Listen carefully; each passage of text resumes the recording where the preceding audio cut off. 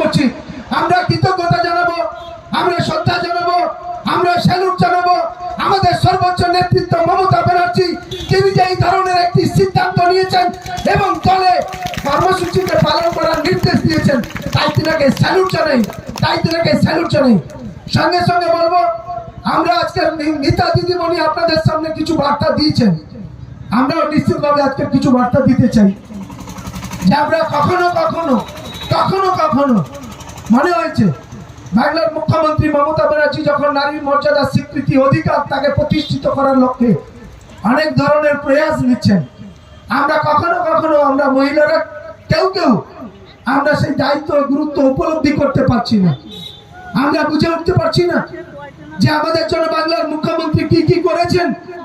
যারা যে যার জায়গায় প্রতিষ্ঠিত হয়েছেন, আমরা যদি এক এক করে বলি, আনন্দধারা প্রকল্প দিয়ে যখন শুরু হয়েছিল আমাদের এই ভাবনা, 10টি পরিবার থেকে যখন মায়েদেরকে নিয়ে একটি গ্রুপ গঠন কনসেপ্ট বাংলার মুখ্যমন্ত্রী মমতা ব্যানার্জি ভেবেছিলেন, আমরা তখনও ভাবিনি এসএসজি গ্রুপের ভবিষ্যৎ কি। জেলার ট্রেনার হয়েছে, কেউ ব্লকের ট্রেনার হয়েছে, কেউ অঞ্চলের ট্রেনার হয়েছে, কেউ সংঘ পরিচালনা করছে।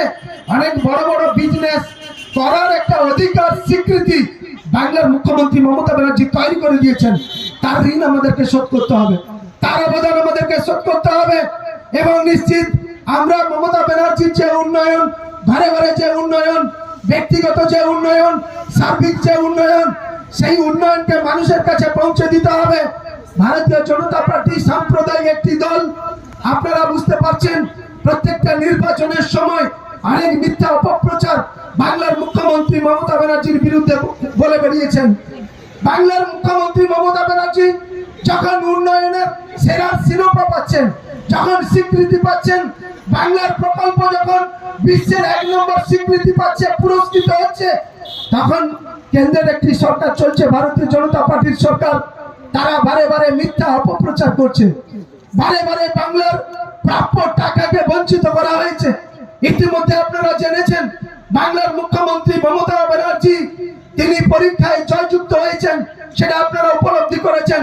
এমজিএনআরইজিএসের একটি প্রকল্প চলতো, যে প্রকল্প একটা আইন ছিল, শ্রমিক কাজ চাইলে টাকা কাজ দিতে হয়, আবার কাজ করলে টাকা দিতে হয়, শ্রমিকের মজুরি দিতে হয়।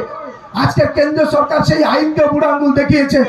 বাংলার মুখ্যমন্ত্রী মমতা ব্যানার্জি তিনি শ্রমিক দরদি, তিনি কৃষক দরদি, তিনি সেই শ্রমিকের টাকা রাজ্যের কোষাগার থেকে তিনি চ্যালেঞ্জ নিয়েছিলেন, কেন্দ্র টাকা না দিলেও রাজ্যের কোষাগার থেকে শ্রমিকের প্রাপ্য টাকা আমাদের বাংলার মুখ্যমন্ত্রী মমতা ব্যানার্জি দিয়েছেন।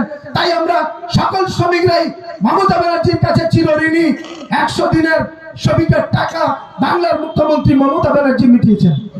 অতি রিসেন্ট আপনারা জানেন বাংলার বাড়ি চলছে, বাংলার বাড়ি প্রায় 2 বছর আমরা বাড়ি দিতে পারিনি গরিব মানুষের।